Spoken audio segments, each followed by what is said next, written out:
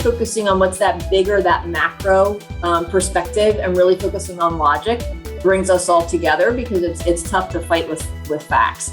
The second thing, and this is really important to me personally, is ethics and integrity. So really making sure that if we have diverse opinions, it's okay because I understand the facts and it's authentic as it comes to me. In this episode, we speak with Jennifer Bisceglie, the CEO and founder of Interos, the Arlington, Virginia-based supply chain visibility company.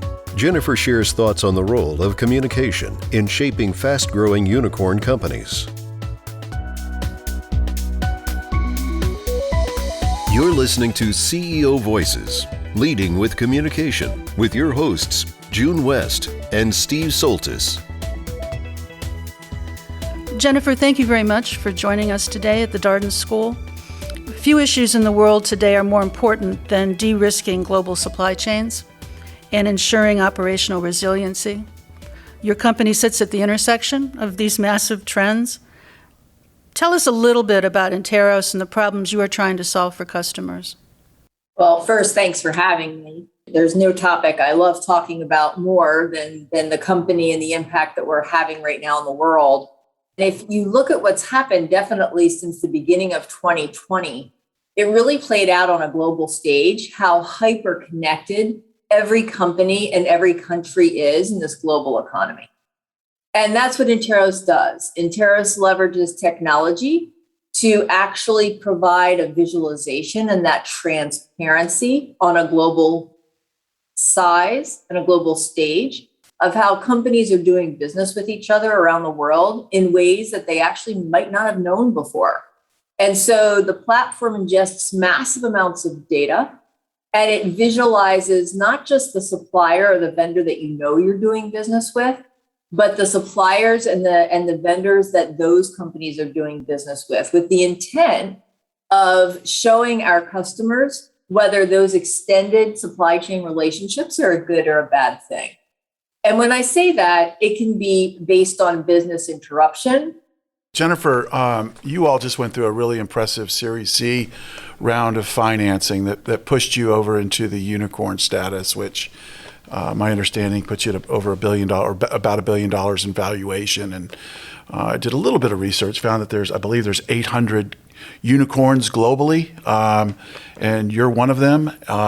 Could you talk a little bit about, because our students here are very, very interested in the process. A lot of them will go into entrepreneurship, they'll go into the startup community, but could you talk a little bit about the process of getting ready for the pitch, how you prepare for it, what's going through your head, and some of the lessons that you've learned so far in doing this, because obviously you've been extremely successful.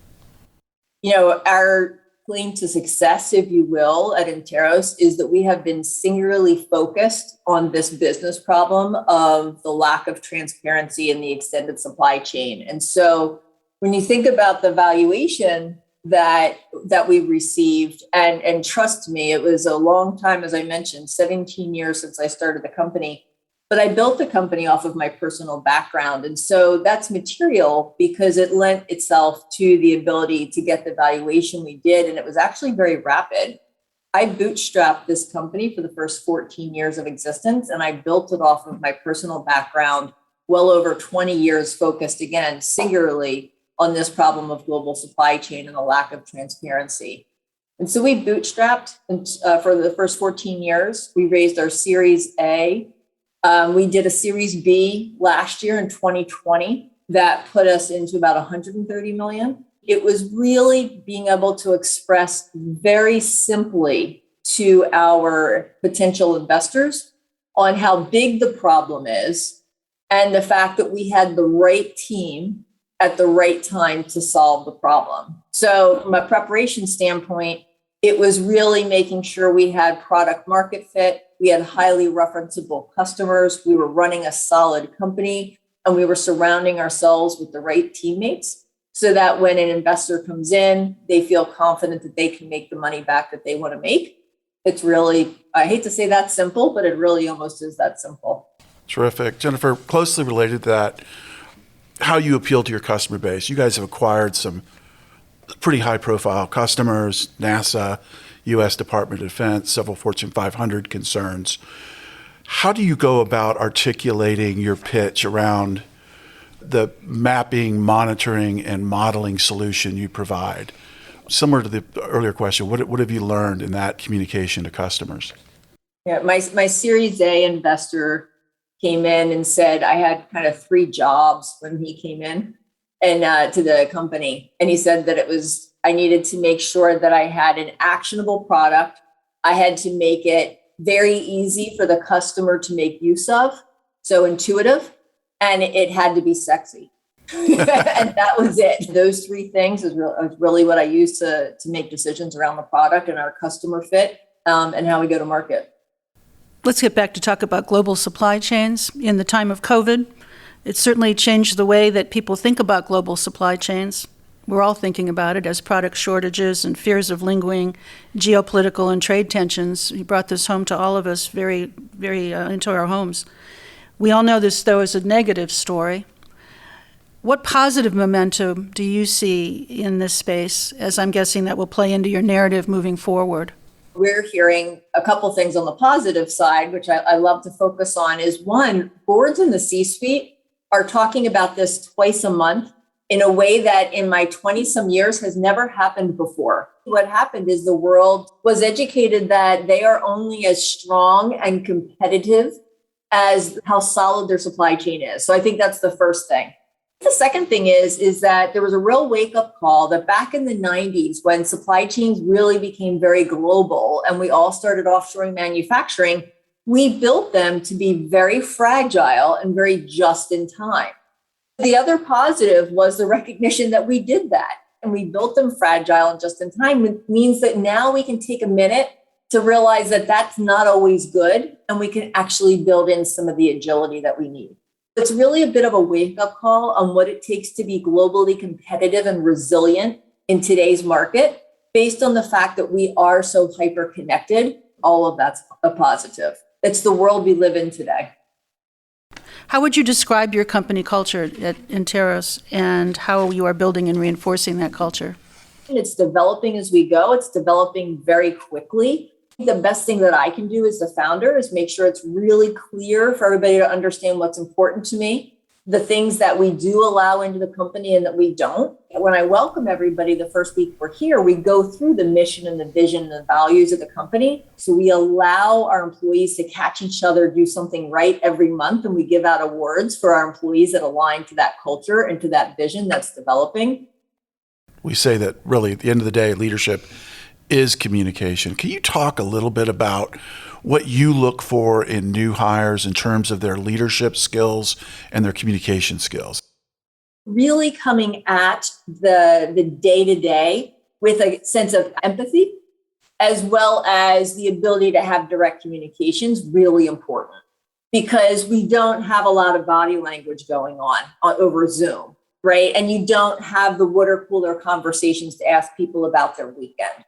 And so really coming with the fact that people have kids and they're taking care of their parents, and there's just a lot of stressors. There's a lot of folks that are single and spending a lot of time by themselves. So coming at the day-to-day with a lot of empathy, with direct communication, because not all of us get each other's sense of humor, really focusing on where the company's going first, which might sound a little bit opposite of empathy, but I think it really gets folks focus on something to rally behind, which is a common vision and a common purpose.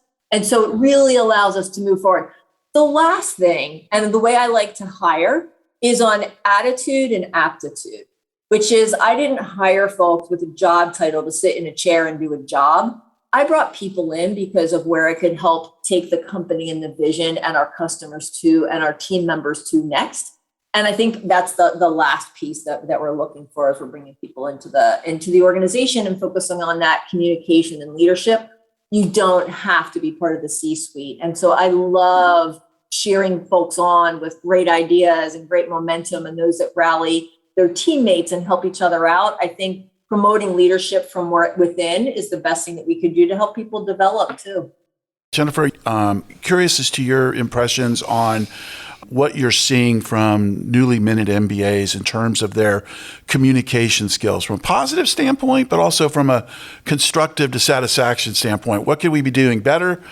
Really focusing on what's that bigger, that macro perspective, and really focusing on logic brings us all together, because it's tough to fight with facts. The second thing, and this is really important to me personally, is ethics and integrity. So really making sure that if we have diverse opinions, it's okay because I understand the facts and it's authentic as it comes to me. The last piece is that you really have to earn the right to become emotional, and realizing that emotion comes after I've already bought into with you facts and the logic. We have the ability to focus on kind of the emotion and the other pieces of bonding that bring us together as this great world we live in. Jennifer, that fits with what we do here at Darden when we talk about how do you influence and persuade people with logos, ethos, and pathos, and you just put it all together in a very wonderful way. I'd like to just pivot for a second, because you've spent so much time in your career working with collaborative networks for women who are leading organizations. Would you talk to our women students about what have been your best practices as a woman trailblazer in this global supply chain resiliency company? It might not be the best answer, but it's the honest answer, as I never focused on being a woman. I just focused on being the best leader I could, not perfect, but the best leader I could, and creating a valuable business. The way to create a valuable business is to really listen to your customer, listen to your team members, surround yourself with the smartest people you can. We're number 74 in the world as far as women CEOs that have hit unicorn. And now how many more can come behind us? Because I was one more female CEO that took a technology company to unicorn. So it's a little bit different too, because we weren't a B2C, we're not a business to consumer, we're a true B2B company. And only 74 in the world have done this. What's important for the women that are in your program? Just be the best leader, be the best team member, be the best business builder you can be. The rest comes with it. But then part of our job is to be the change that you want to see. So Jennifer, let's talk a little bit about operational resilience. And it seems to me that what you're doing with AI and ML and the solutions you're providing to customers, you're helping create a new landscape, a new industry space. Can you talk about, how would you define the operational resilience landscape? So we have moved the conversation to, instead of being rear view window looking, vendor due diligence, tell me the last 3 years of your financials, thinking that's going to predict how you would operate in a pandemic, to exactly what you just said. I want to be very forward looking as a company, and I want to focus on my true operational resilience, which means I need to have at click speed and continuous the transparency of my extended supply chain. So when anything happens in the world, a cyber breach, one of my suppliers gets bought by a company or a country that I don't want to necessarily be affiliated with or do business with, or a ship goes sideways in a canal, I need to know what I need to do about it at a moment's notice. And that's what operational resilience means to Interos. And that's the problem that we're solving using artificial intelligence. There is no lag in artificial intelligence. And you can't solve this problem of global interconnectedness of the economy through surveys and people alone anymore. You have to use technology. Jennifer, thank you very much. This has been a delightful conversation. In our final moments, do you have any final thoughts you'd like to share with our students? How fast change is happening, how much money is available, and the different culture that it is today than it was 17 years ago when I started. For this class and for the folks listening, just know that you can do what you want to do. There are believers out there, and you just need one to say yes. Just know it can happen to you. And you just have to focus on building something valuable, and you can change the world as well. CEO Voices examines the communication that enables transformational leadership. June West is Associate Professor of Business Administration and co-founder of the Darden Leadership Communication Council, along with her colleague, Steve Soltis. Soltis is the former head of executive communication at the Coca-Cola Company and lectures at Darden. This podcast is a production of the University of Virginia Darden School of Business.